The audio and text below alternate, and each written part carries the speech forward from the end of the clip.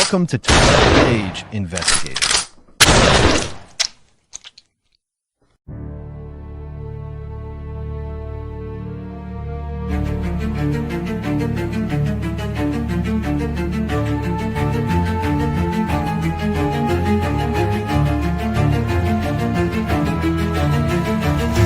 In the shadows where the truth hides deep,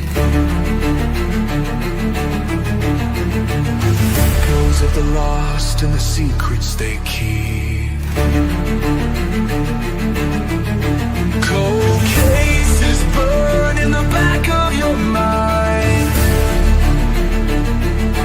We dig through the dark, one clue at a time.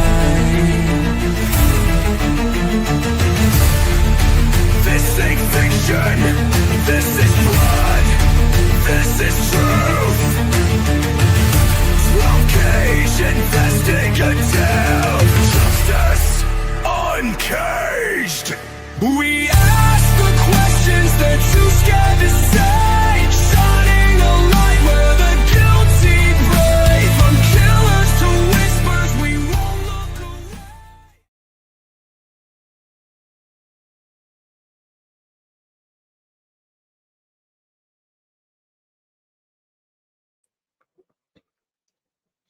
Yeah, man.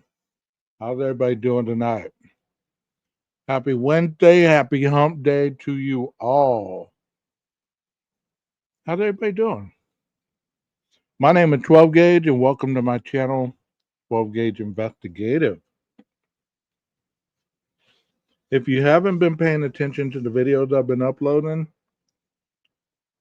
I hope you look at your notifications, make sure that you're getting them. I've been loading up some good ones. Especially the last one that I just did on Danny Rolling. I'm gonna finish that one up tomorrow. If you haven't watched that one, you need to go watch it, because it's a good one. Anyways,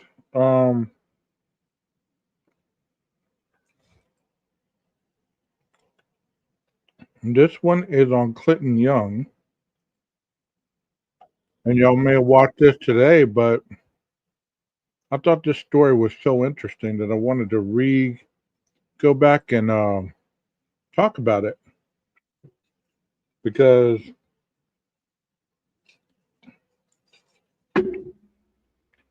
you know the hot topic obviously is Kohberger is stressed out behind bars. That's all you're hearing. That's all you're hearing is about Brian Kohberger and how he's stressed out. In all reality, once again, it's not about what you know, it's what you listen to. And if you really knew what goes on behind that fence, behind those walls, you wouldn't question what's going on with Mr. Kohberger at all. Yeah, how would they even know that? How would they even know that?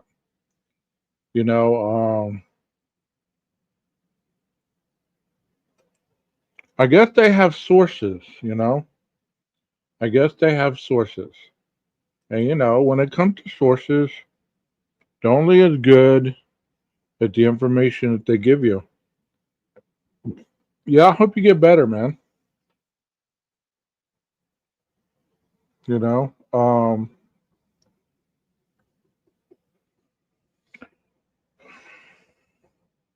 it's just a story. You're right. Do you really believe that before we do go on to this story? Because I know that this guy spent a lot of time on death row. I think it was 10 years, to be exact. And this is another one of those stories that makes you wonder, did they get it wrong? Or did they get it right? You know what I mean? Did anybody watch this earlier, or is this going to be the first time that you're going to see this? Because, like I said, if you're not getting the notifications, unsubscribe and resubscribe because this is some real stuff, and it's taken me some time to do this. That's the thing that really kind of irritates me, I guess, if I want to be honest. It takes time to do this stuff. Just because I can present it in an hour on here doesn't necessarily mean that I did it in an hour. Because if you understand who you're listening to, you understand that I demand a lot out of the product that I put out. I just don't put it out and say, oh, well, if they like it, they like it. But just like Mr. Koberger, this is a total different story. And like I told somebody who was a smartass on one of the comments on my channel, I told them, look, his time is running out. The clock is ticking for his appeal. Tick, tick, tick, tick, tick. Every day that we sit here and we try to unravel a little more of his story, his time for the appeal is ticking. I don't think people really get that. And I told somebody else, I said, the dude is in prison.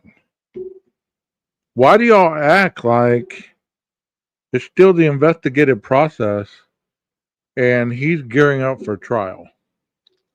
The dude is in prison, meaning that he accepted the plea, he accepted his role in it without duress, without any of that stuff, and he's locked up. Does that make sense, chat? Tell me if I'm out of place. If I'm out of place, I'll retract. But if I'm not out of place, tell me. Because he has been sentenced. Is that not correct? Or have I been sleeping through stuff and just misrepresenting um, certain things? Am I wrong or am I right? Brian's in the rear view mirror. Yeah, and that's what we're going to talk about this individual. Because I believe that this story has a lot more to it. His goose is overdone. Yeah. So let's start with this tonight, and let's kind of get acclimated to this case. Okay? Shall we? It's your second and last order. Submit to proper grip checks, hand restraints. You guys will stop the team moving you out.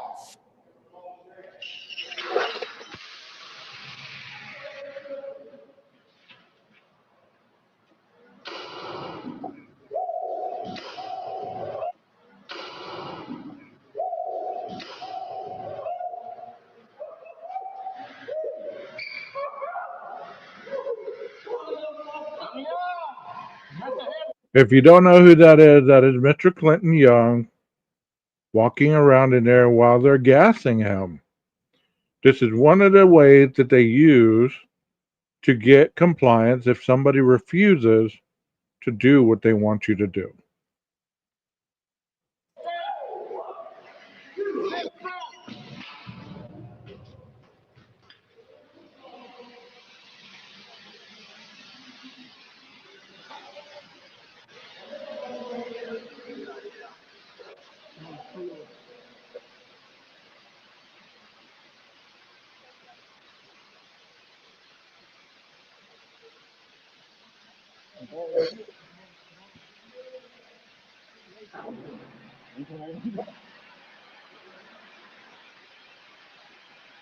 They can't see us.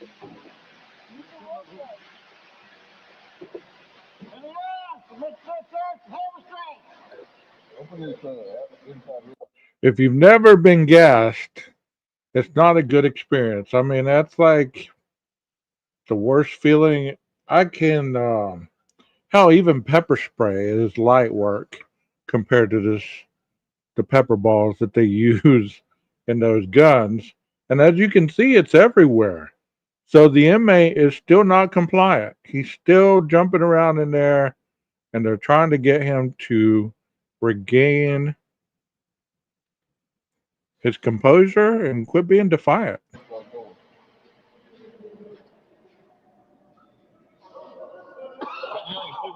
In November 2001, Young fatally shot a 41-year-old white male and a 52-year-old white male. Both victims were murdered for the use of their vehicles, and both incidents occurred within a 48-hour period. Clinton Young stepped out of the Midland County Jail, the way station between his previous address for the last 18 years and the free world, on the afternoon of January 20th, 2022. He'd been anxious all day, sitting in the cell block with an ankle monitor already affixed to his leg, awaiting release on bond. When he finally exited the building, he hugged his little sister, now a woman in her 30s, for the first time since she was 11. Their last hug had taken place when Young was 19 years old and on trial for capital murder. It was below freezing in West Texas, but Young wasn't worried about the temperature. Even as he greeted his family and supporters, he was already fixated on time. He figured he should leave the jail as soon as possible in case authorities changed their minds. After all, Young's home for nearly 2 decades hadn't been a house, or even a typical prison cell. He'd been kept in isolation after being sent to Texas, death row, a Midland jury, having weighed the likelihood of his future dangerousness and determined, based on his alleged crimes and conduct, that the state should execute him because he was too dangerous to be allowed to live. Young had 2 hours to shop for clothes and other necessities before he needed to be at the Midland apartment where he'd been approved to stay. At the mall, the open space and throngs of people didn't bother him, but he sped through anyway, grabbing duplicate pairs of jeans without much thought, as if prison guards or police were in pursuit. As he puts it, that the eyes of Texas were upon him. So to let him go, the long story short is there's a agency in the Netherlands, I believe, that he wrote to, and they took up his case. It's kind of similar to the Innocent Project here. Well, they took up this case, and as they let him go, they gave him 2 hours. He had a GPS monitor on his leg, and the foundation was paying for the apartment. So if you don't know about the GPS monitor, it tracks, there are different types, but I'm sure the one that he was wearing was a satellite one that tracks his whereabouts, and you're able to see on a satellite image exactly where the device is going. So as you're listening to the story, I want you to pay attention because this one is kind of like the Making a Murderer story, a little bit. But this happened in Midland, Texas, which is in West Texas, where he was exonerated. Then 38, Young had not been in the free world for decades. He'd been convicted in 2003, following the 2001 shooting deaths of 2 men, Doyle Douglas and Samuel Petrie, in Midland and Harrison counties. According to the state, Young and 3 other young men were involved. Young has always maintained he was not the shooter in either case. But in Texas, Young could be sentenced to death without ever pulling a trigger, based on the so-called law of parties. Under the law, juries can convict someone of capital murder if they believe that person was involved in planning or carrying out a crime, such as robbery, and should have known someone could die in the process. In Young's case, Like I've always told you, here, the accessory after the fact, he didn't even need to pull the trigger in order to be accessible to the death penalty, because if none of them took accountability, well, more than likely you try them all for the same crime. So, even if he's not the one that pulled the trigger, he was there after the fact. So it's just a very interesting case.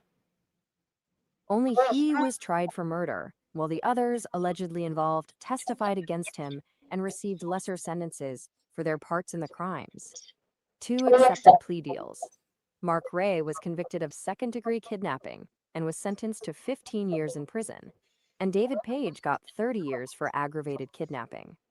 Darnell McCoy, who, according to court documents, was present at the first murder, was not charged. As Young's appeals made their way through the courts, he slowly gained international allies. In 2014, advocates in the Netherlands who'd learned about his case and considered his sentence unfair launched the Clinton Young Foundation. That foundation would be instrumental in backing his legal fight and supporting him during his time on bond. Over time, Young's case gained even more attention because of the bizarre misconduct of one prosecutor. In 2021, the Texas Court of Criminal Appeals, CCA, the state's highest criminal court, threw out his 2003 conviction after the Midland County District Attorney's Office revealed that during Young's trial, its employee Weldon Ralph Petty Jr. had been quietly working for both the prosecution and the judge. Petty. So there was misconduct in his case. So they threw out his sentence. But this is where it gets really, really interesting. So, most of the people are worried about Mr. Koberger right now. And this is one of the reasons why I did this video. Not to show that there's police or prosecutorial misconduct in any of this in his, but I'm showing you the contrast in something that really is misconduct and how one person did pay the price for it versus an individual who took a plea deal and pleaded guilty. See, this man didn't plea. He didn't take a plea deal. He was found guilty. There is a difference. So, um, that is the difference.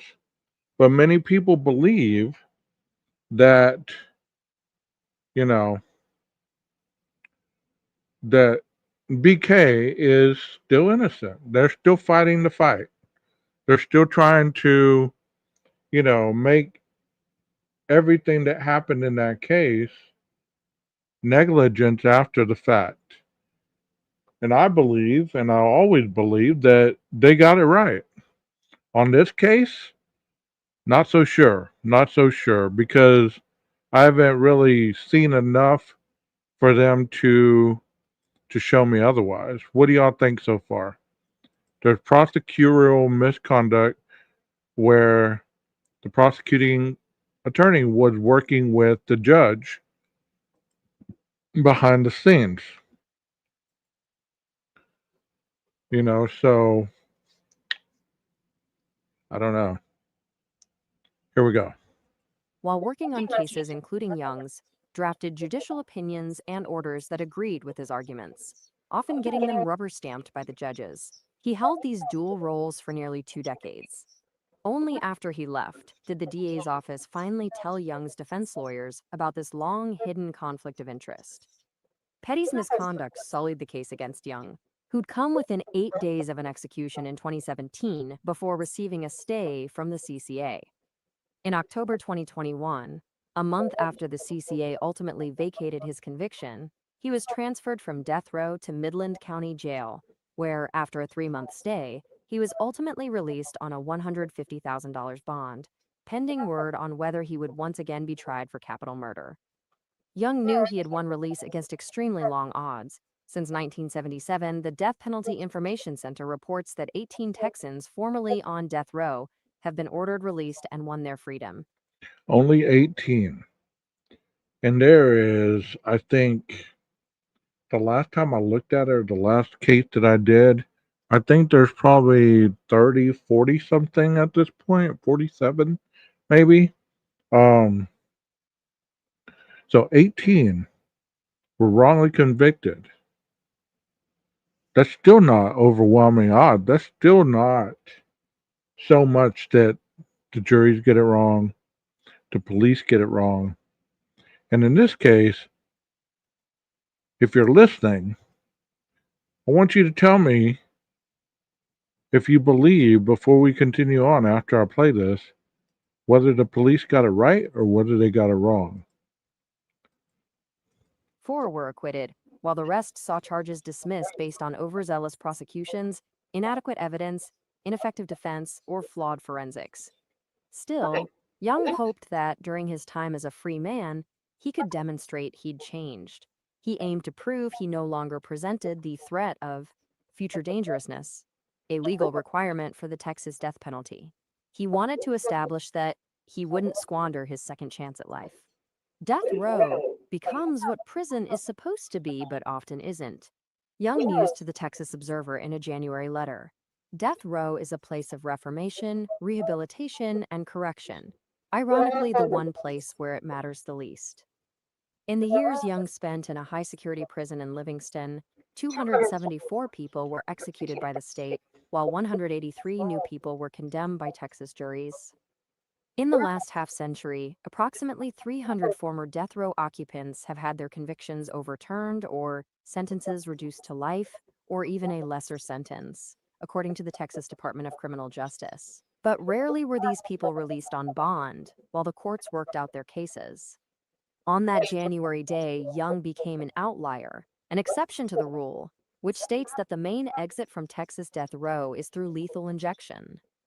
I made a little video of me touching grass, Young told the Observer in a January interview. But unfortunately, I was in West Texas, so the grass was dead. It was kind of anticlimactic.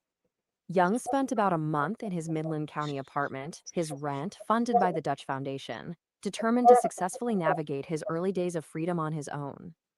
Then, he got permission to return home to East Texas, Marion County, where he was raised and near where one of the 2 killings that changed his life took place. He temporarily moved in with his younger sister, Jessie Gonzalez, about 20 minutes. So once it was overturned, he got to go home to East Texas, Marion County, to live with family. And he started to get his life back in order. And this is where it takes a turn, because you're thinking, okay, well, he beat the death row case. Now he's out.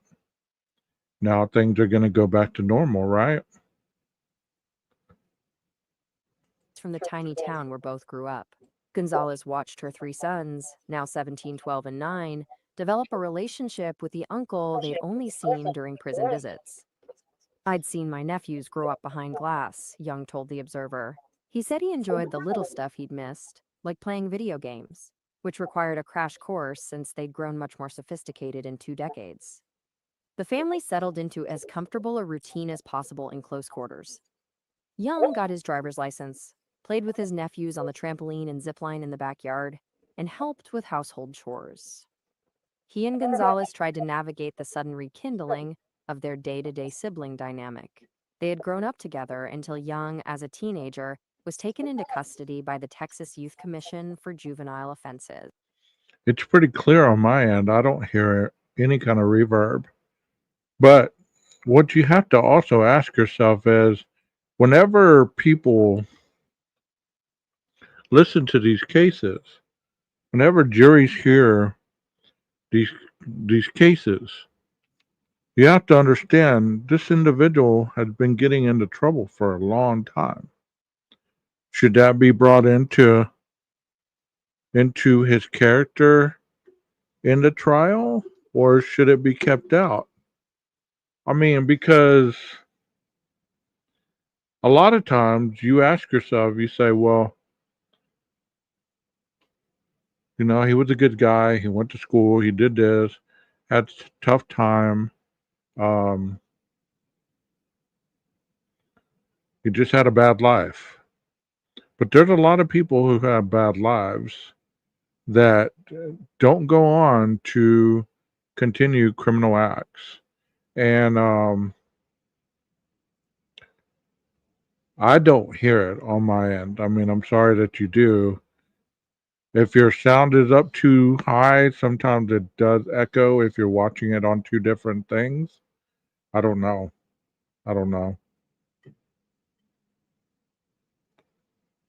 Yeah, he is right there by you. Gonzalez said her brother has always been energetic, having trouble sitting still. He's extremely intelligent and he knows it. Hard-headed. Gonzalez fondly calls him. Sometimes you can't win with him, she laughed. He's gonna be right. After a few weeks, Young moved back to their childhood home nearby. The cedar and log house with a green metal roof that Young's parents built had been expanded and renovated. But his parents, with no children at home, had moved and left the big house empty. Lake O, the Pines, is visible from the porch. Young could take in the view, but he's still. So he is in East Texas because Lake of the Pines is in the heart of East Texas. I mean, that's a pretty lake, by the way.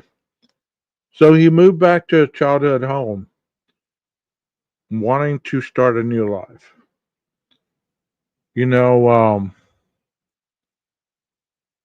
is it coming from my mic or is it coming from the video?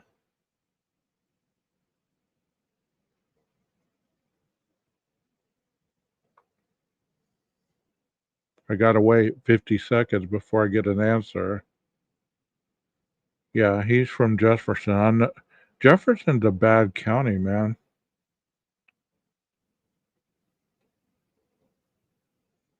Is it from my mic or is it from the video?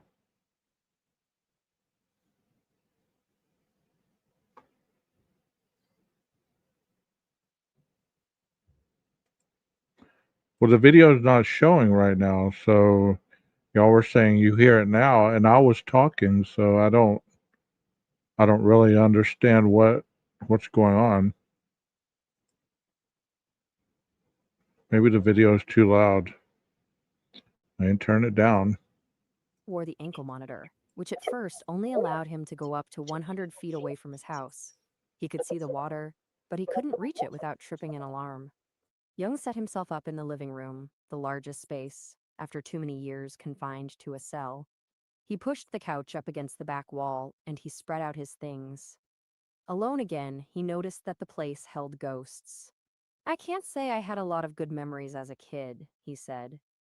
This particular homecoming wasn't really a joyful experience.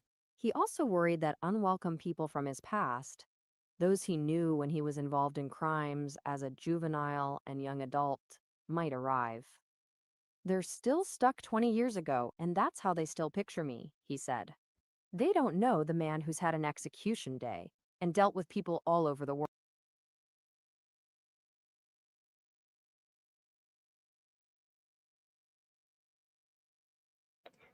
That happens whenever you grow out to an area that you grow up in.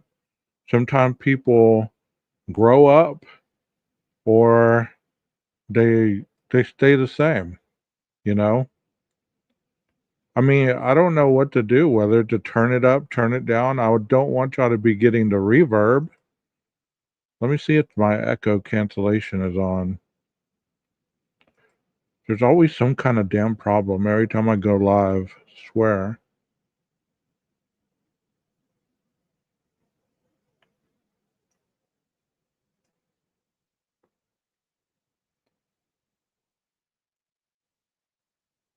Yeah, the echo cancellation is on. I guess it's not canceling the echo too good.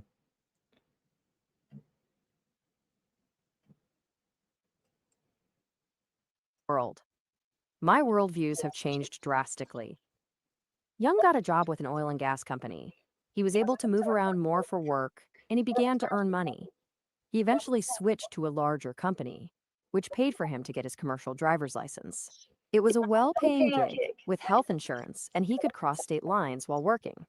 He still feared his time as a free man might be limited, but each day on the outside took him one step further from death row. In August 2022, he and some coworkers cut through Mississippi on their way to a work site. So I want you to take into account that he's out. You know, he was on death row for about 10 years. He was he was brought back to West Texas, exonerated, so to speak. He moved back to East Texas. He's getting his life together. He got a CDL. He's starting to get his life back together. Everything's going good. And then as it often does in life, it comes back and gets you. in southeast Louisiana. They'd stopped to get something to eat when their work trucks were surrounded by police cars. Young's coworker turned to him and said, "Man, I think they're here for you." Young, it turned out, had been indicted by a special grand jury in Harrison County for capital murder for one of the 2001 fatal shootings. The new indictment came as a shock. Young had previously been tried for both cases only in Midland County. "I was living good," he told the Observer. "Everything was great. I had shaken off the side effects of prison and solitary confinement for the most part. And then, boom." Young was jailed for 2 weeks in Vicksburg, Mississippi, far from his home and job. The judge initially set bail at $5 million.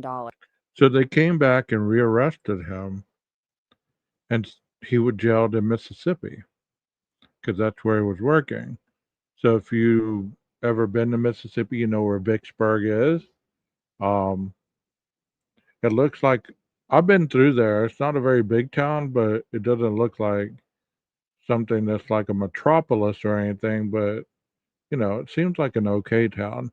So now he's jailed in Vicksburg, Mississippi, with a huge bail on his head. But his lawyers got it reduced to $150,000, the same amount as his original bond.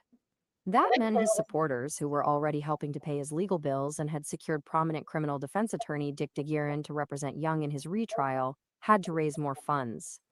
Eventually, they secured enough donations and paid the new bail, all $150,000 in cash, and Young was once again released on August 29, 2022.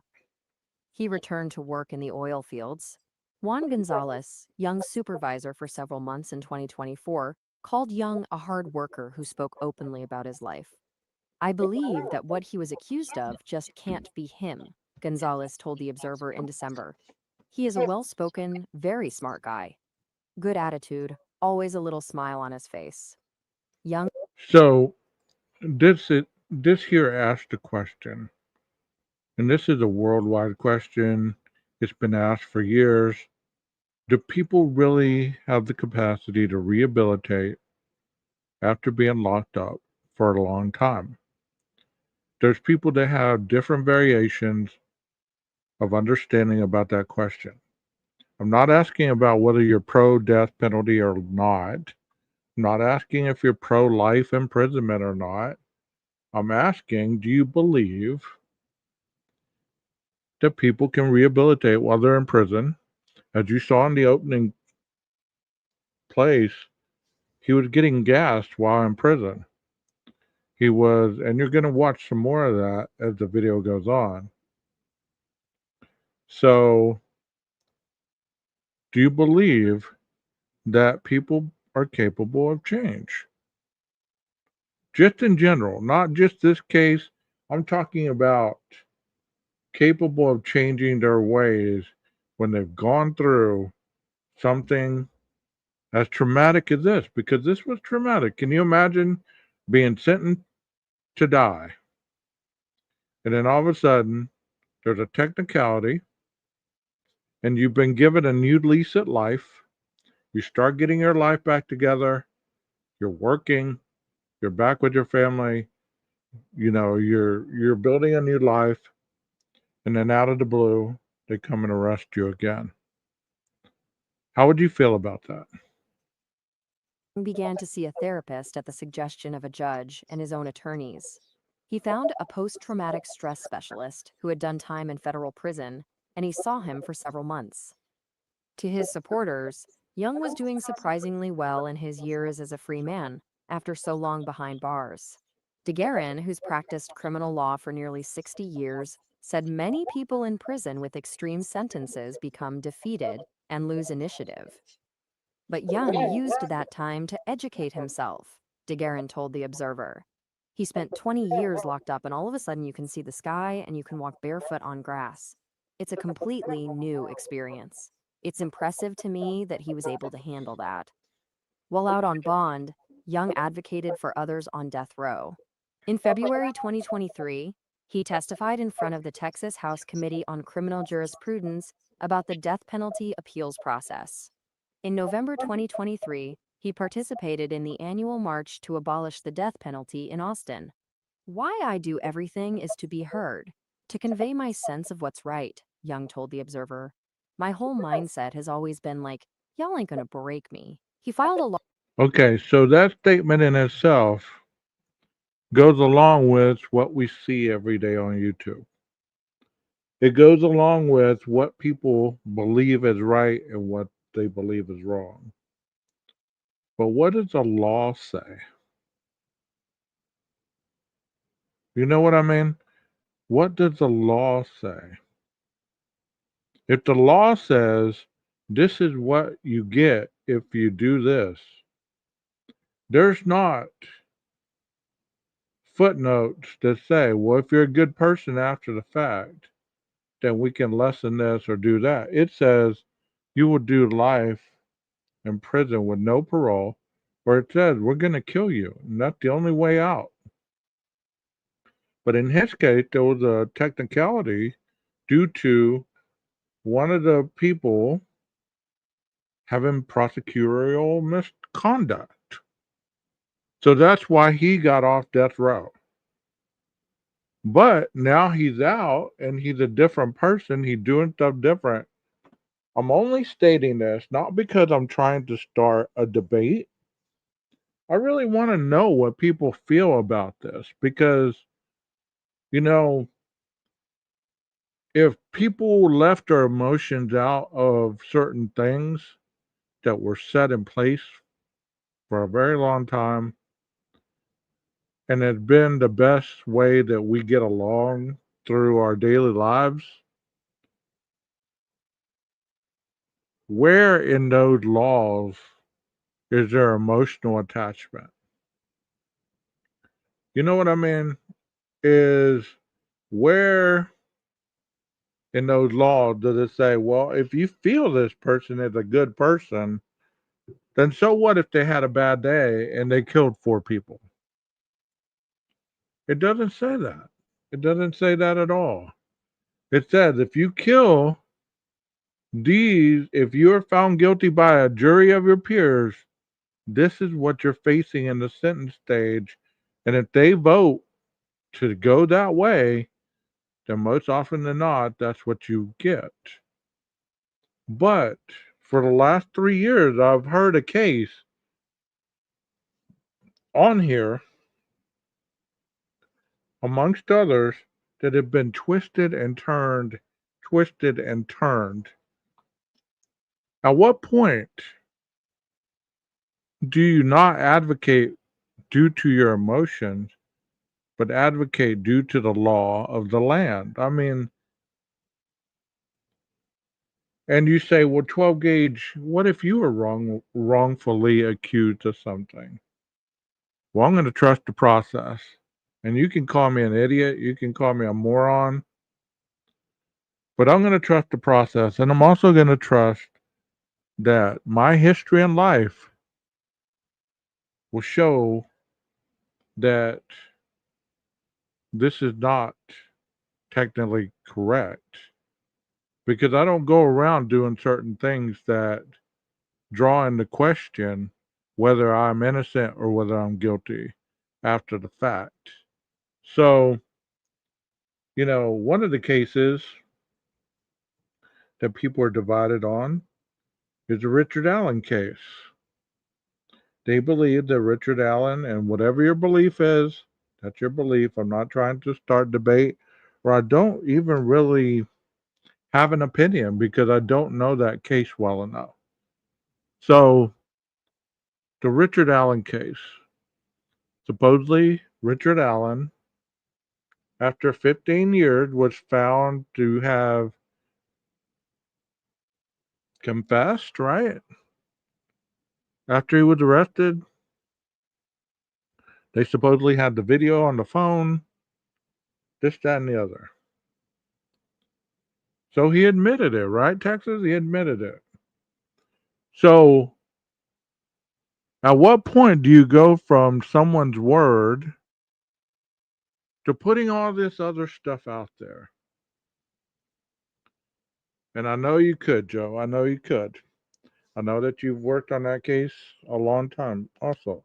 I know a lot of creators that have worked on that case that could, if you were presenting that, it would definitely create doubt. But at what point do we stop taking people's word for it and we start implanting different thoughts, such as they were under duress, he wasn't getting fed, he he was this, he was that, he was this. I can tell you one thing for certain, and you can call me a liar, you can debunk what I say, try to or whatever, but I can tell you by working with criminally minded people, that's all they know is how to be a criminal minded person. Whatever took them down that road, they learned that life and they use it every chance they get. They use it every chance they get. Kind of like Walt said earlier, leopard doesn't change his spots. He may have, been innocent, whatever. Um, I see your question, Joe. Like I said, I don't know that case well enough. But my question to you about that question is how come nobody brought that up for any reason whatsoever? I get your question, but now I have a question for you, and I shouldn't be doing that, answering a question with a question, but I do have a question. How come that wasn't brought up or used as some sort of maltreatment about him? You know what I mean? Like, how come nobody brought that up? If I can remember correctly, that judge was very tyrannical. You know what I'm saying? But when it's all said and done, how come people don't bring this type of stuff up? You know what I mean? Okay. What's coming up in the appeal then? Good. If that's true, then, nobody should be maltreated. But at the same time, wouldn't you go to the death proclaiming your innocence? Or would you admit? I mean, I believe that there's tactics that they break people where they admit the guilt when they're really not. But that's the old days. I don't know if that still even applied these days, you know? But I want to move on from that case and I want to get back on this one. I'm kind of swaying offline here. In this case, I want to know what your opinion is regarding what you've heard so far. You have three people that were tried. Two went against this guy. One got charged, the other one didn't. This one got the death penalty. You know what I mean? So he gets picked up again and he's jailed in Vicksburg, Mississippi. The coalition out of Amsterdam or Netherlands puts up his bail and they get him out. So at this point, he's back to square one. Lawsuit against Midland County officials, including Petty, whose conflict of interest had led to Young's conviction being reversed. His lawsuit is temporarily stayed, while Texas courts wait to see if the U.S. Supreme Court will take up a similar case stemming from Petty's misconduct. The thing I'm most struck by is the fortitude of Young's spirit, attorney Alexa Gervasi, who's representing Young in his civil case, told The Observer. He is still fighting, and he's not giving up. Young had found love too. In the heady early days of freedom, he began a romance with a friend, got married, and on a stormy night in March 2024 to 26 months after his release, he became a father. He drove his wife to the hospital in heavy rain, his hazard lights flashing, and four-wheel drive engaged. The birth wasn't smooth. The doctors had to perform an emergency cesarean, and the baby was born with fluid in his lungs. The newborn spent time in a neonatal intensive care unit. It was a tense period of waiting, hoping for an outcome almost too precious to imagine. A supremely anxious desire for life, somewhat akin to the hope Young had experienced before his release. The baby boy was eventually So if you're looking at this through the eyes of the law, you know what I mean? All these good things that he's doing right now. He's going on marches. He's testifying before, the state legislature and all this stuff, trying to abolish the death penalty. All these good things that he's doing, does that minimize what the court found him guilty of before? Had there not been that misconduct, would he still be on death row?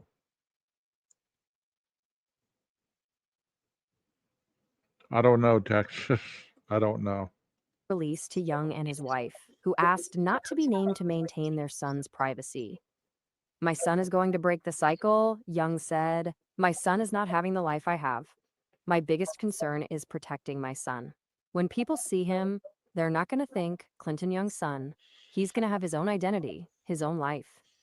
While Young charted his new path as a free man and a father, preparations for his return to court were underway. In fact, the process had begun before he ever stepped foot out of the Midland County Jail.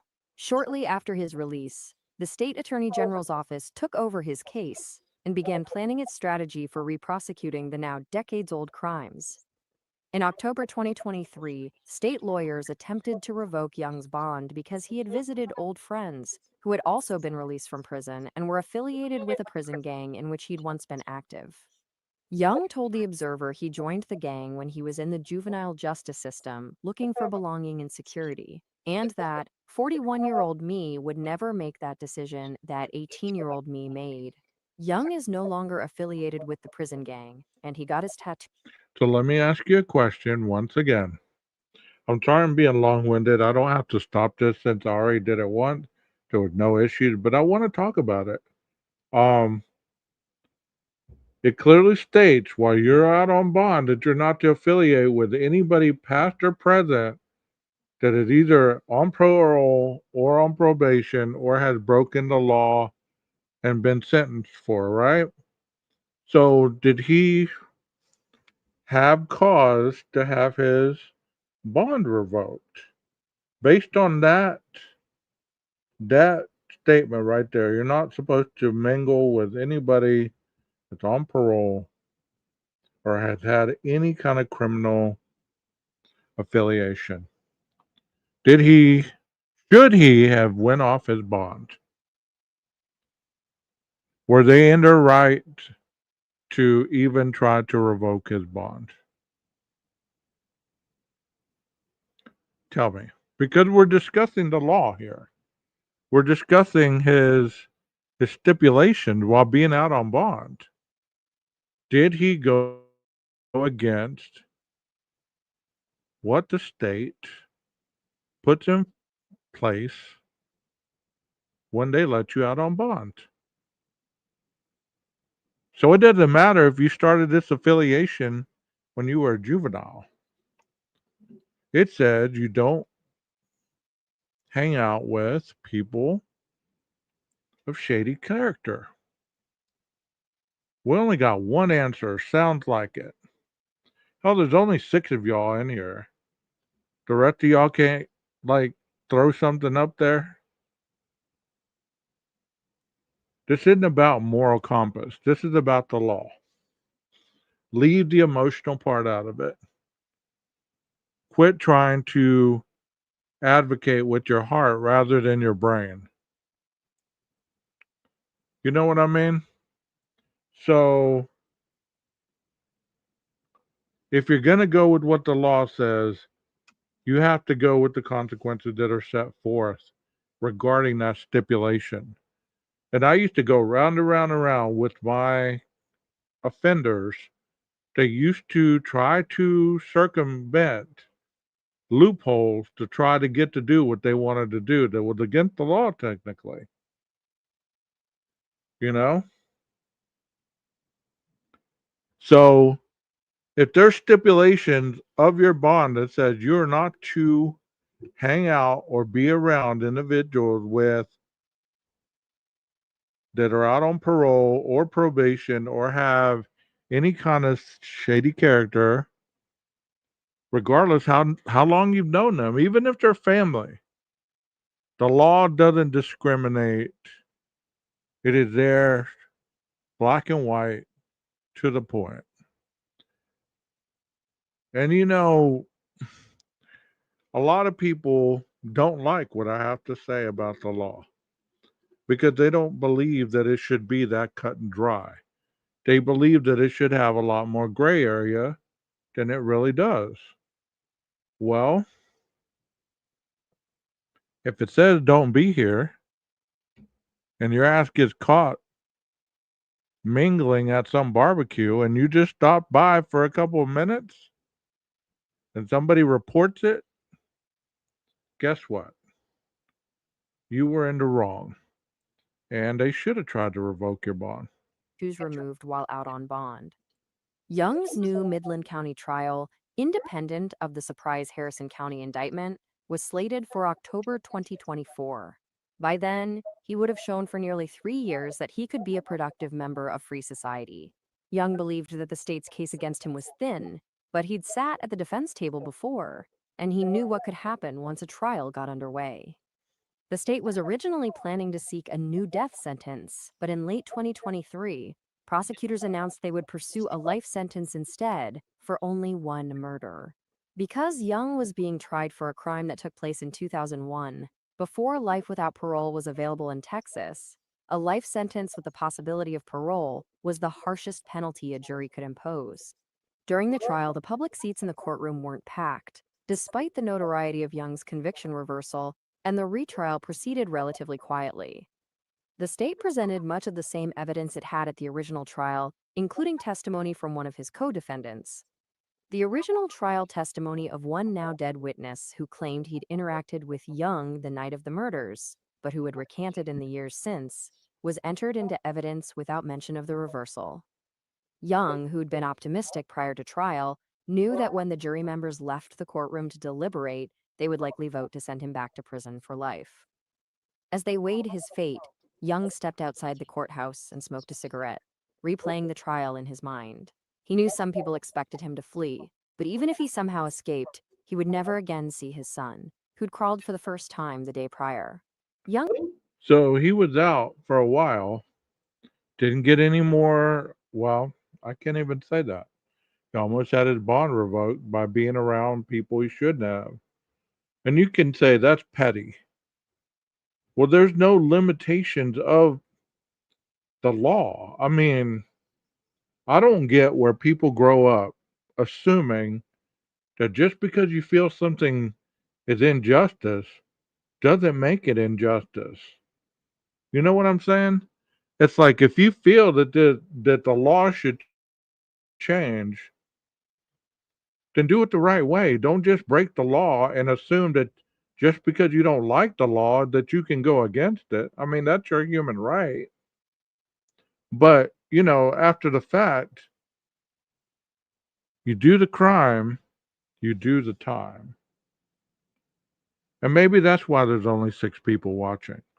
Because I don't entertain that foolishness that says, well, it was because of this or it was because of that. This person should not be locked up because, after all, he did good once he was out for 3 years. Well, you minimize the one time he got together with people he shouldn't have been around. Well, you can't be perfect. That's what I used to hear all the time. You can't be perfect. They expect you to be perfect. It's set up for failure. You're gonna fall. You're gonna fail. It's just a setup. It's not a setup. It's not a setup. The setup is your mentality doesn't change.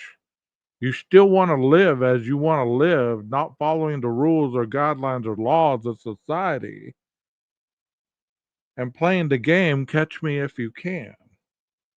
And that's when you get into trouble. That's when you get into trouble. And there's a lot of individuals that play that game every day. Catch me if you can. Because as long as the reward gives you more than the consequence, you're not going to change. Once that consequence becomes more than the reward, then that's when change starts happening. Otherwise, you still repeat the same behaviors, the same thinking. And I'm not saying that this guy did in those 3 years, but I know that we just heard of one. And with that one, should we minimize it? That he was having a bad day, decided to stop by a barbecue or whatever, and his bad. Let's let him make it. Should we or should we not?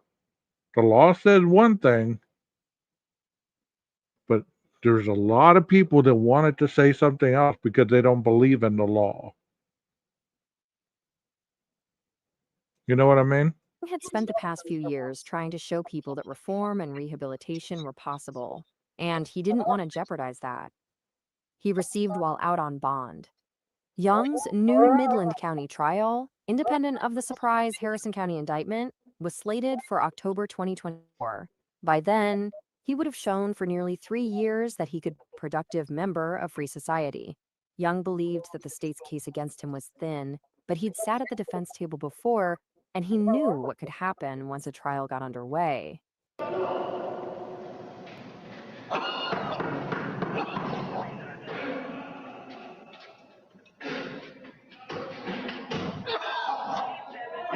And what I'm about to show you is you can't tell me that they didn't put this as evidence.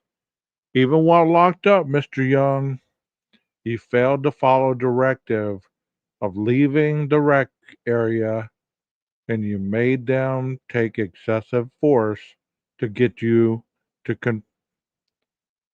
to obey the rules, to obey the law. You were still playing games while you were locked up. Even though today you're not exhibiting this behavior, this speaks louder for you than anything that you do after the fact. You know? And the let's go start demonstrating.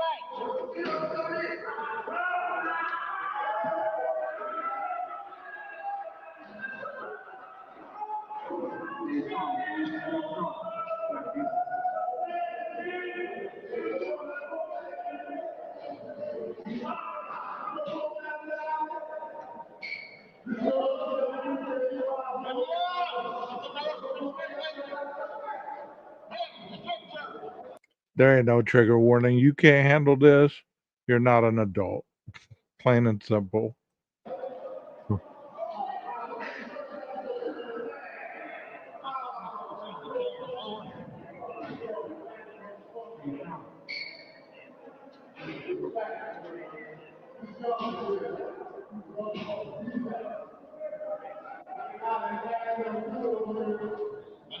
Come this way.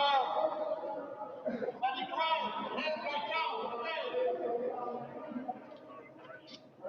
This time he's still refusing.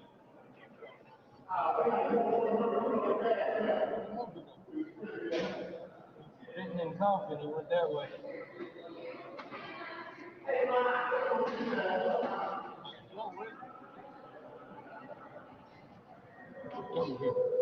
About me.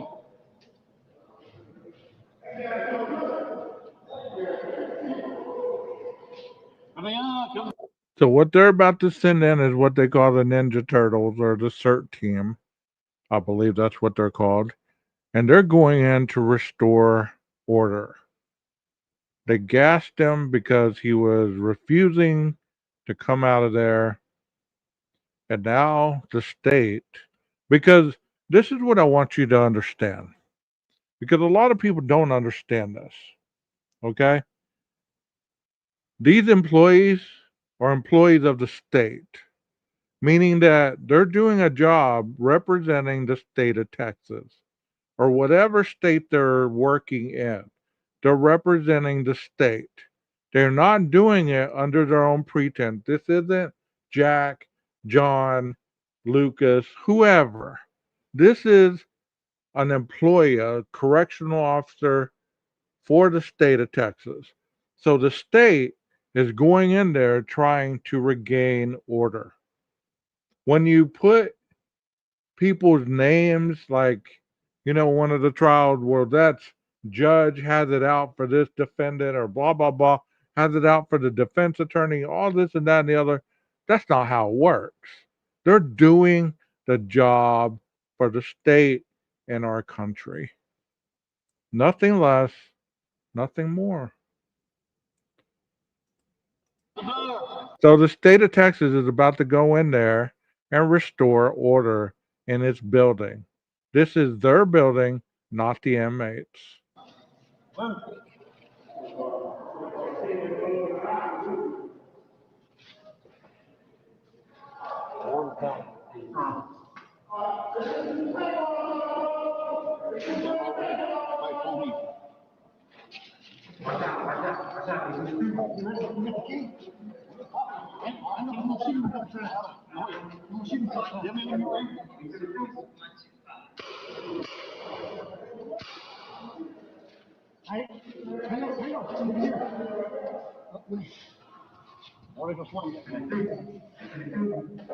I'll get up here and do it.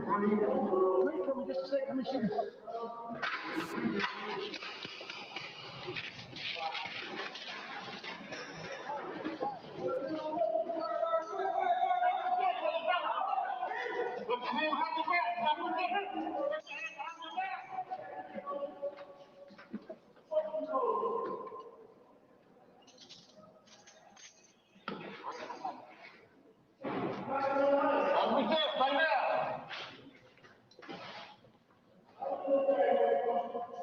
You got got it? You got it? Hands up and still. Number one. You got it? You got it? Hands up and still. Number one. What's your name? Huh?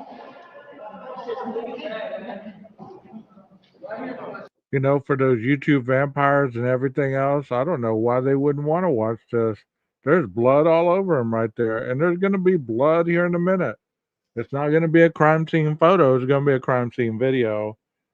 Not that the CERT team did anything wrong. They did what they're trained to do. To go in there and submit, or, God, the word left me. Go in there and suppress the situation to get back order. But people want death and blood and all this other stuff, but you get a chance to watch it on my channel, they don't come to the right place. They just want to talk about it, I guess. The state was originally planning to seek a new death sentence, but in late 2023, prosecutors announced they would pursue a life sentence instead for only one murder. Because Young was being tried for a crime that took place in 2001, before life without parole was available in Texas, a life sentence with the possibility of parole was the harshest penalty a jury could impose. During the trial, the public seats in the courtroom weren't packed, despite the notoriety of Young's conviction reversal, and the retrial proceeded relatively quietly. The state presented much of the same evidence it had at the original trial, including testimony from one of his co-defendants.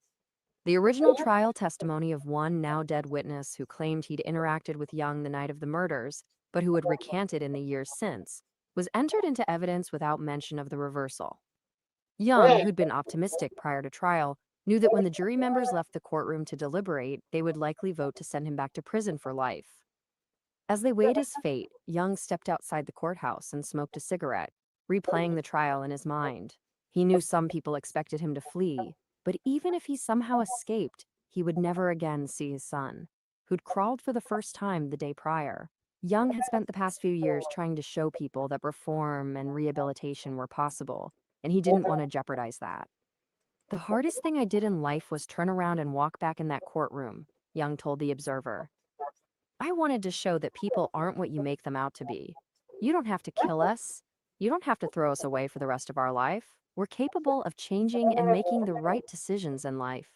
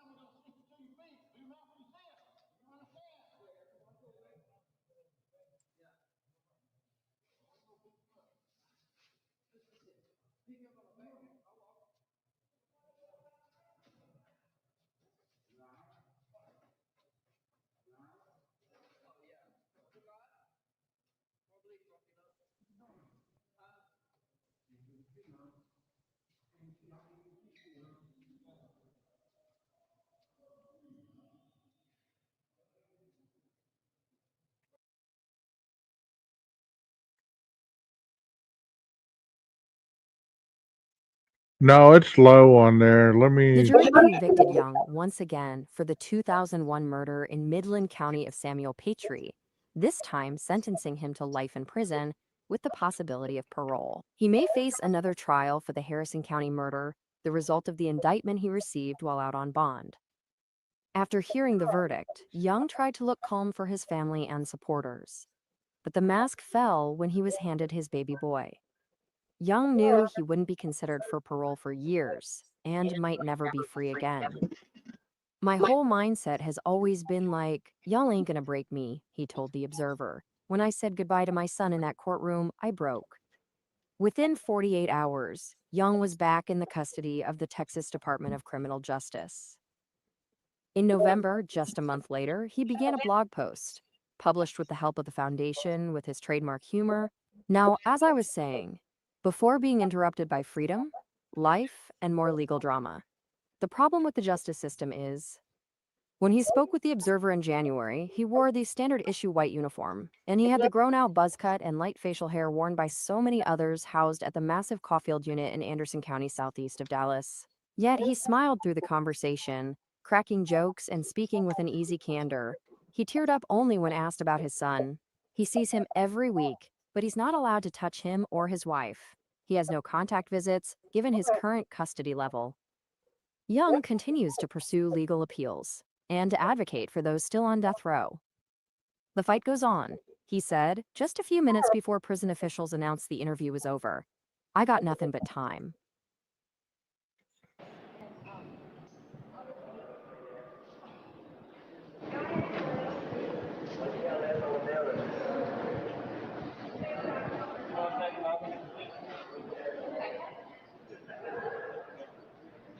She should let us have from here. Oh, she can't let us have it. Okay.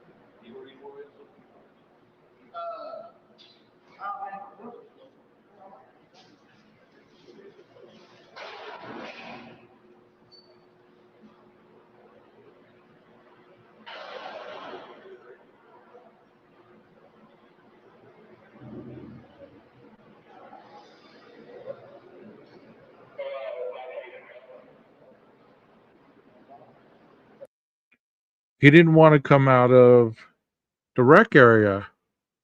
When a guard gives you an order, you only have so many times before they take it as you being defiant. You know what I mean? So when somebody tells you to do something, you do it. It isn't one of these things, what? Huh? No. You know, it's called dialoguing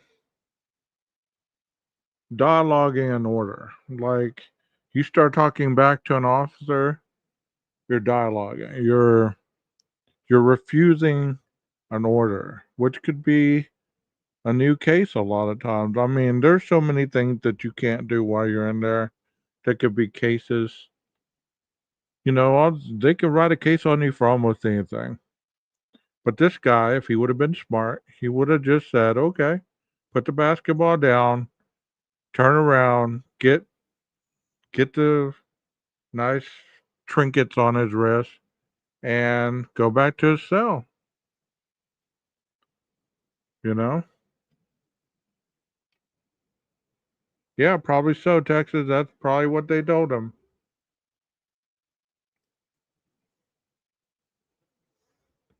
You know?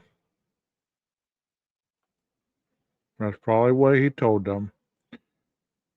You mess with the horn, you mess with the bull, you get the horns, right?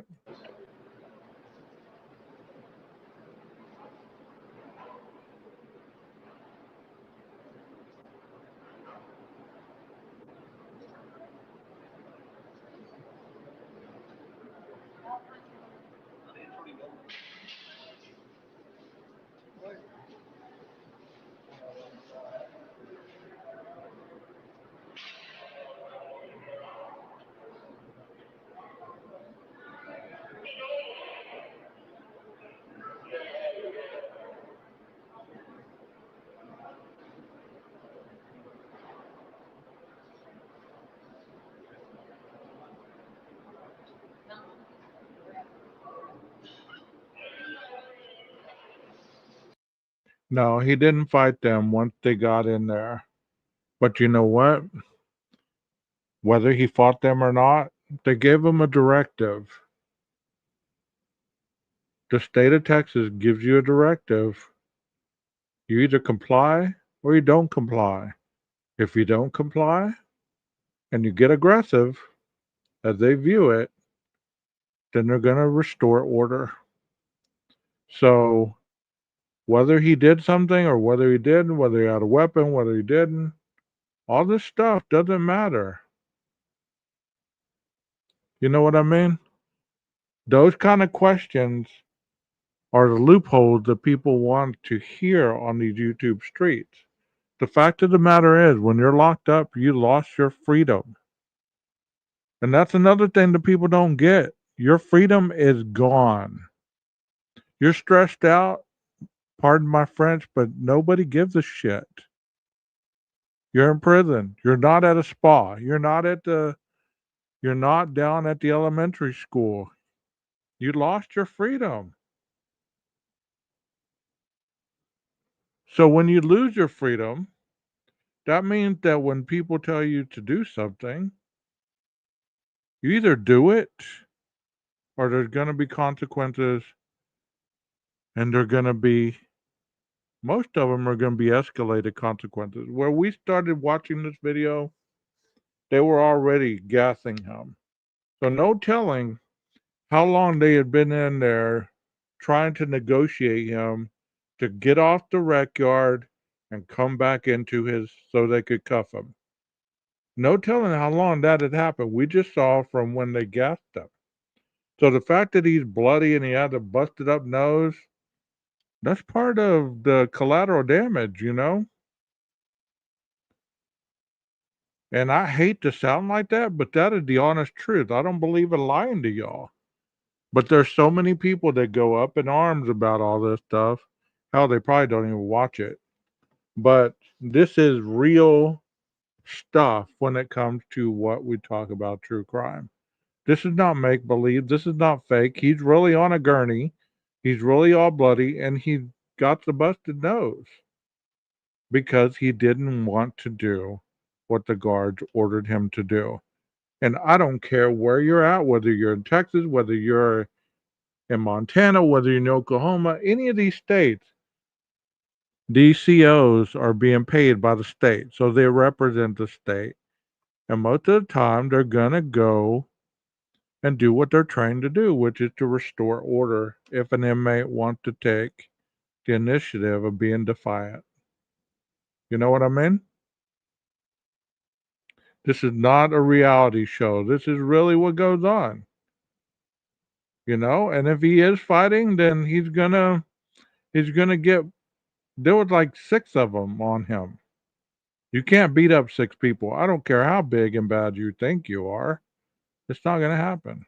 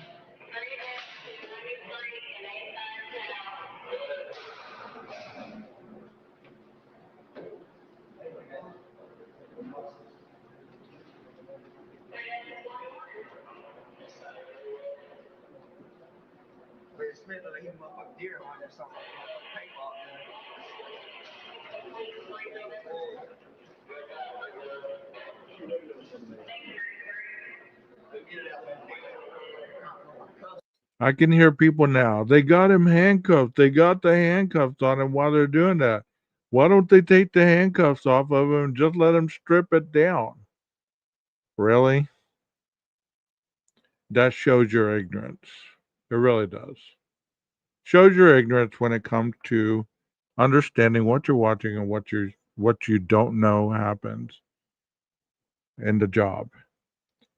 They're not going to take the handcuffs off of you once they handcuff you and have you in custody because you have shown that you are harm not only to others but to yourself. So they're trying to maintain order. You know, a lot of this is for, you know, he may have done this 10 times in a row. This might be day 10 that he's done this. And honestly, they probably got tired of it. You know, he's not the victim. You're right. But if people are watching this, they're like, oh my God, they have him handcuffed and they bloodied his nose. They're not allowed to bloody his nose.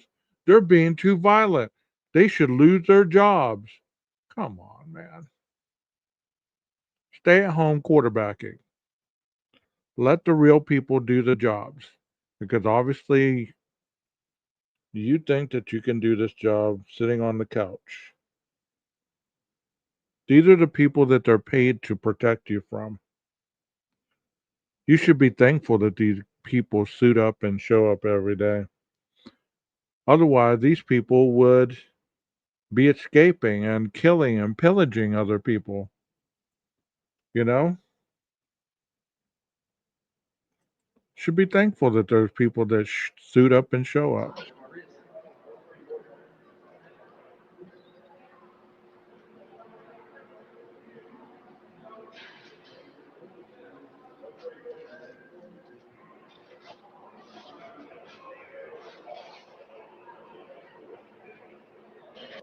Oh yeah, not only am I a fireman, also a CO. I used to know somebody that was a CO.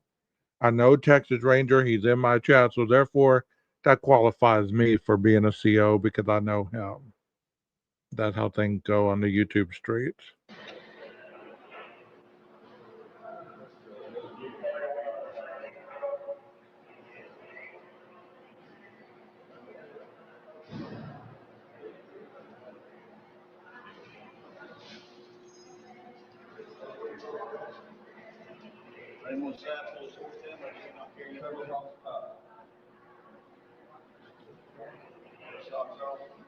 The doctors wouldn't say anything because you know what? The doctors represent the state of Texas.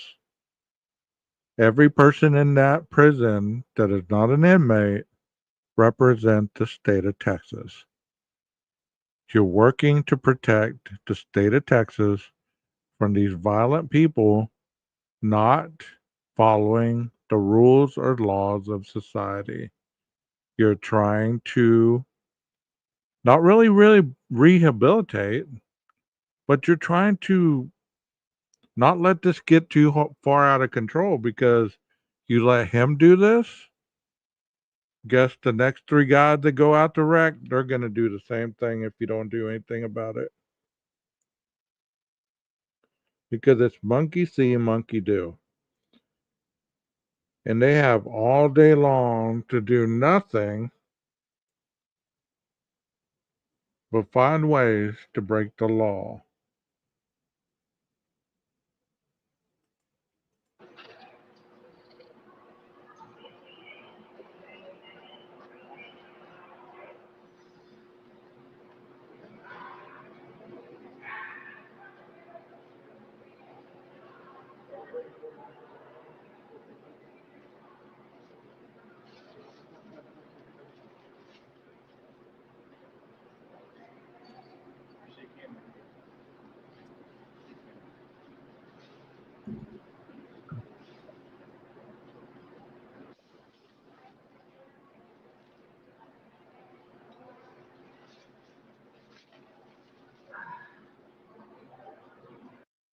Look at that right there.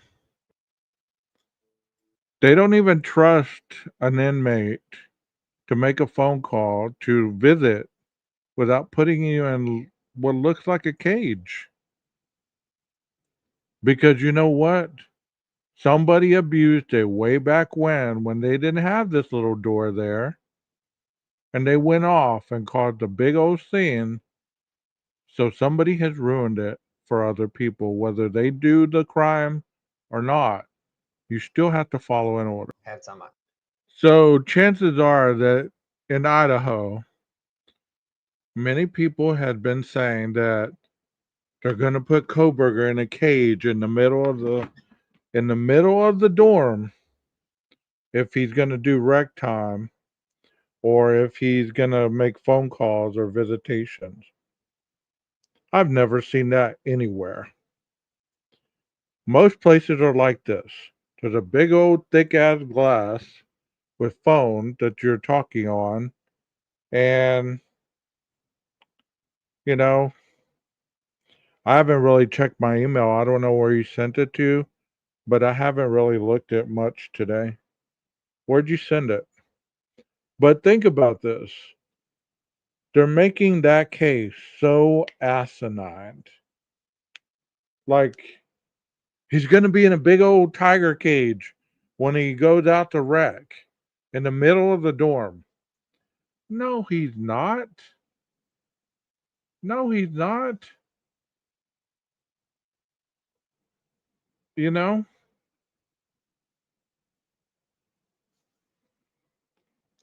Chances are he's going to be in something like this if his parents come visit him.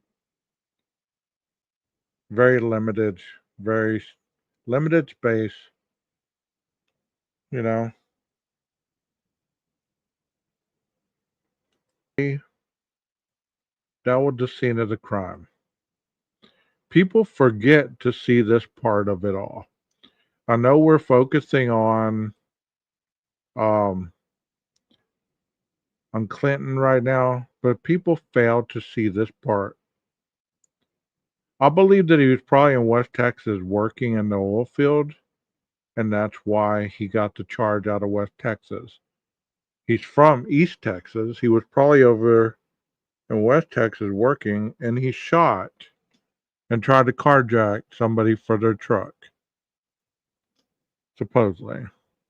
Well, not supposedly. He's been convicted, so it's no longer, you know, innocent till proven guilty. So many times people fail to see that there's somebody dead in that truck that probably hours before were just living their life, regardless what type of person they were. They were just living their life, and these three people killed them. Yeah, that's in West Texas. That looks like it's right off of 20. Yeah. So people want to advocate for killers. Go watch the Danny Rowland upload that I did earlier. Watch that, and then you tell me he should deserve to be innocent until proven guilty. The man said he did it, but up until that point, you tell me that man was innocent. Listen to BTK's confession. You tell me he was innocent. He deserved to have the benefit of the doubt.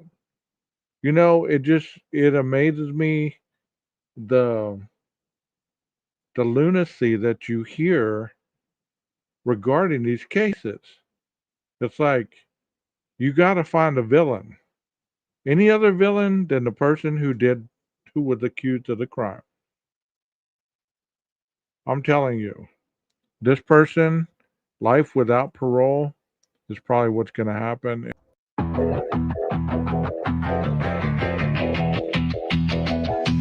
Not psychopathic like the typical serial killer. Some like Bundy, Gacy, become icons of fear. Twisted legends in our mirror, feared and celebrated like Billy the Kid with blood on the trigger, or Jesse James but darker. Masked by charm, cloaked in murder. Then in his early 20s, he crossed that line. 6 lives, 6 futures erased by design. College halls turned to silent graves. No mercy. mercy, just shadows that cave.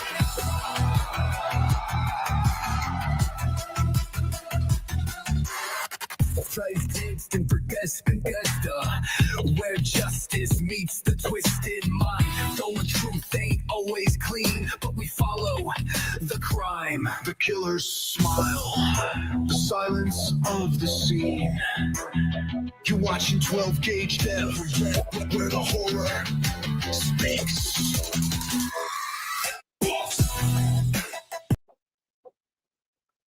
I forgot about that song. Man, that's a catchy tune. At least I think so.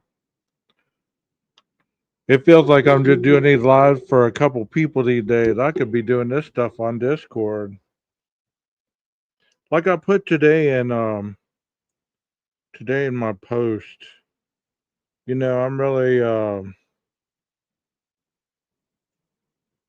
I'm really deciding whether to hang this up, man. Cuz it takes too much time to do this for 4 or 5 people. And you say, "Well, people watch it after the fact." Not enough for my liking. Not enough for my liking.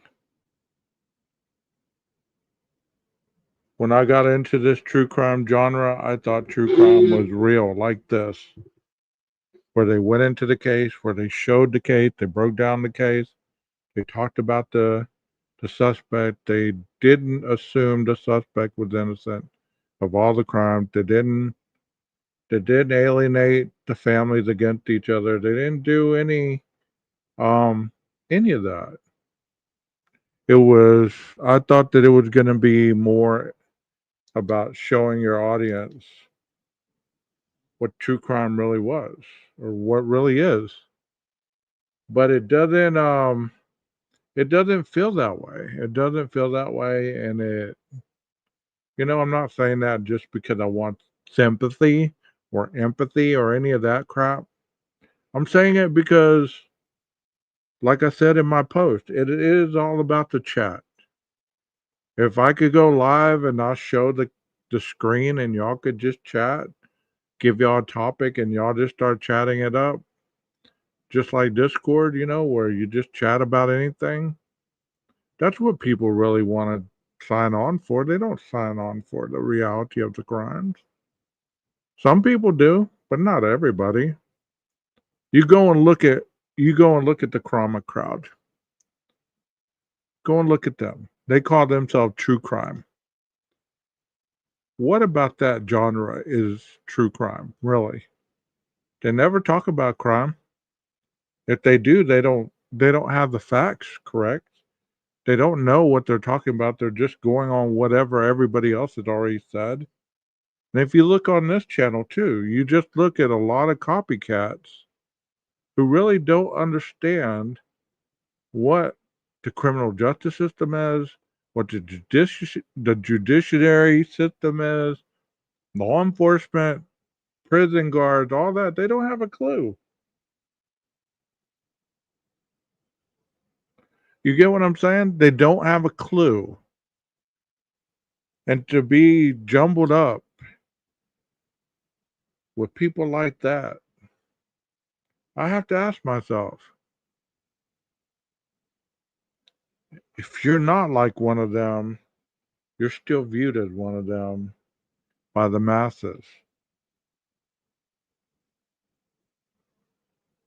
It's just sad. It's just sad.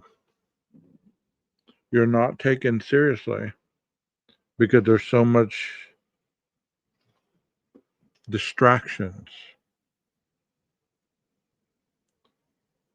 Well, it don't tell me anything, honestly. It tells me that, you know what? This isn't about reality. It's about fiction. It's not about the real deal. It's about just covering something and having a comment about it rather than creating something and actually showing it, like what I did tonight. This was a creation. What I did earlier was a creation. But people want that from the Idaho 4 case. They don't get it and they're mad. But can you imagine if they actually saw the video of the first person that went into the house and they actually saw what that person saw, just like I showed in the Danny Rowland case. Can you really imagine? Then they wouldn't have anything more to talk about other than that's not real. That's not a real camera. That blood isn't real. It's fake. Well, whenever you don't believe anything, and it's not about money, these people don't make enough money to even call themselves a journalist. Most of them, they, who I don't see any of these people on that Politan dude's channel. You know who I saw on Politan's channel? Gizla K. And you know why she was up there and some of these others aren't? Because she talks about the cases and she breaks it down and she's very informative. That's why she was on that channel.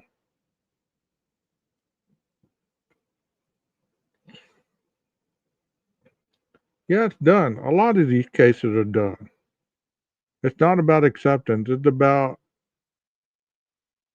an alternate reality. I guess that's why some of them do chase aliens in their off time. They're paranormal specialists and all this other stuff because that's where their mind is. So they bring that mentality to true crime. So if you believe in aliens and Bigfoot and all this other stuff, then you're going to try to get your audience to believe in conspiracies and speculation and never believing in the truth. I can't be that way. My brain is not wired that way. And it ain't about the views. It ain't about the numbers. It ain't about any of that. Yeah, Grizzly True Crime. She has a good show. She has a good show. I don't know. YouTube is a weird world. Think I just need to find another hobby. I need to find another hobby for a while. Because I think this horse has ran its course. At least for now. Because like this case tonight, this is currently going on.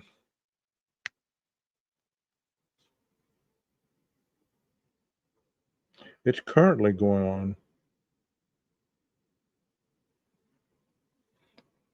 He's doing life without parole, fighting for his innocence.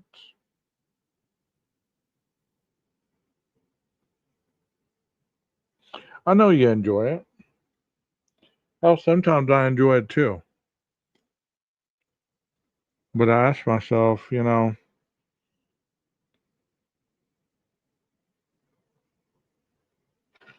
it's just like when I started my channel. I had more numbers when I started my channel than I do the last week or so. It's a waste of time. That's what it is. I could be spending with my girlfriend on the phone, or I could be seeing her. I could be doing other stuff. But I'm trying to put out content to get people to see different aspects of different crimes, different cases. I'm not gauging myself towards anybody else. I'm not. I'm saying that if the product don't sell, I'm not going to reinvent myself where I have to sell myself out to fit into a genre that obviously I don't believe in. I'm not going to do it. I do have a conscience, unlike a lot of people. You'd be cussing somebody out. I've done that. You've seen me do that. I think I need to go shoot my gun. I haven't shot my gun in a while. I don't look at other channels. I hear from you guys about other channels. Y'all tell me about other channels. Most of the time, I don't even know what's going on.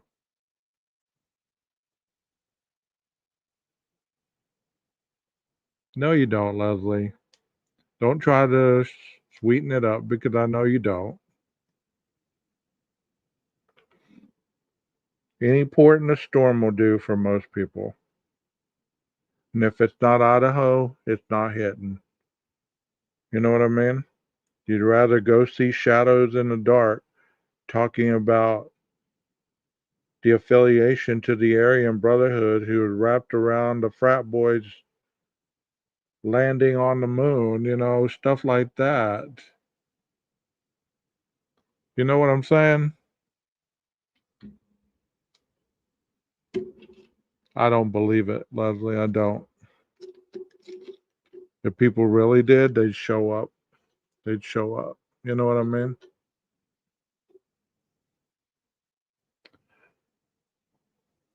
Well, I agree that y'all need to do that, Texas. That's fun for some people. I guess I'm talking like this because there goes your internet again. I'm talking like this because through all my years of being a therapist and being involved with the criminal justice system, they tell you got to represent what you are, not only when people are watching, but when people aren't. So,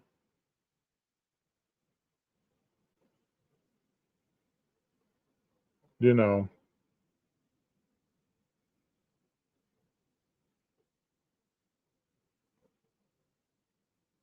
but I'm going to get off here. I have nothing else to say. I have nothing else to say. Texas, I hope you get your internet fixed.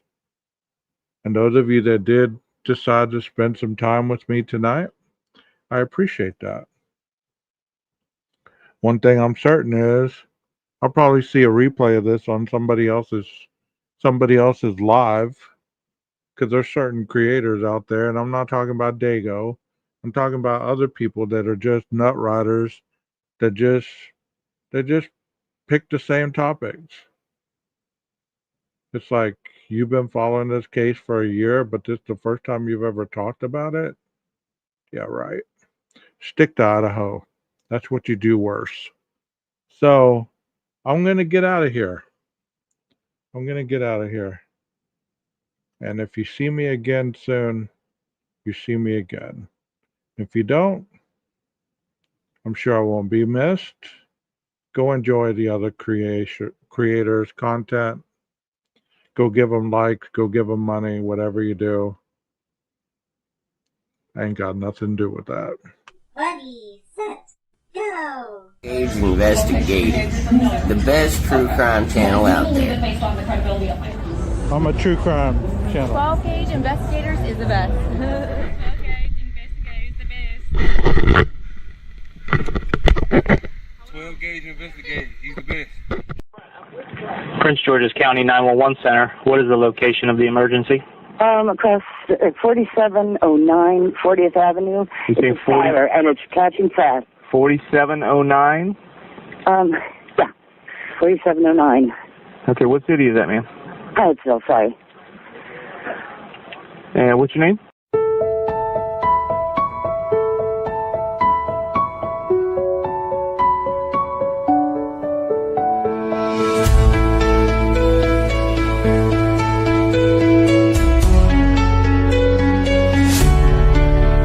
Take on the darkness, stare down deceit. Murder in the headlines, justice in the beat. From cold case whispers to killers in disguise, we rip off the mask, expose all the lies. Facts like bullets we load and deliver. Truth cuts deep like a blade in a river. Corruption shakes when the mic goes live. We dig where others won't survive. Keeps rolling through the smoke. Truth hits hard, no time for a joke. Deceit, murder, we name every name. No restraint, no shame, just flat. 12 Gauge Investigators the best. When you're in Foley, come get your hair cut where 12 gets his at Nick's Barbershop. 12 gauge is the best. We love you. 12 gauge investigative is the best. My name is 12 Gauge. Welcome.